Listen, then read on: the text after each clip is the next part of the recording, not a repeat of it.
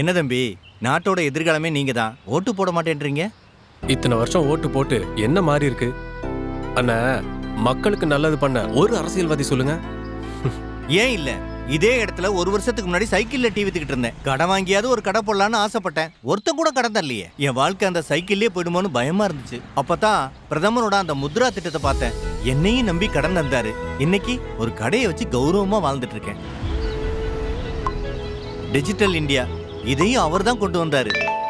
வளர்ச்சியும் வாய்ப்புகளும் தொடர, தமிழும் தமிழகமும் தலை நிமிர மோடியின் கேரண்டி இருக்கு. இனி பயம் எதற்கு?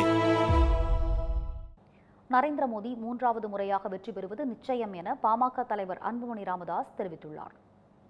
மயிலாடுதுறை நாடாளுமன்ற தொகுதியில் பாஜக கூட்டணியில் போட்டியிடும் பாமக வேட்பாளர் ம.க. ஸ்டாலினை ஆதரித்து கட்சியின் தலைவர் அன்புமணி ராமதாஸ் வாக்கு சேகரிப்பில் ஈடுபட்டார். விஜயா திரையரங்கம் சாலையில் பேசிய அவர், திராவிட கட்சிகள் அனைத்தும் பொதுமக்களை போதைப் பொருட்களுக்கு அடிமையாக்கிவிட்டார்கள் என குற்றம் சாட்டினார். அரசு ஊழியர்களின் கோரிக்கைகளை திமுக அரசு நிறைவேற்றாததால் அவர்களை நிச்சயம் அரசு ஊழியர்கள் தோற்கடிப்பார்கள் எனவும் தெரிவித்தார்.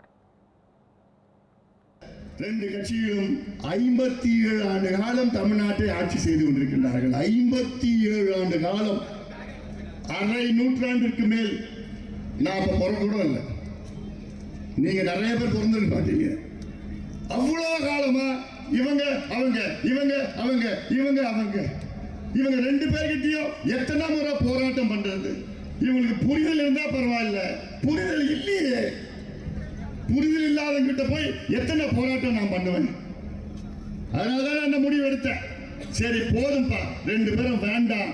இந்த தேர்தலில் நம்ம 2 பேரும் ஒதுக்கி நம்ம கூட்டணி உருவாக்குவோம். இந்த கூட்டணி உருவாக்கி இருக்கிறோம்.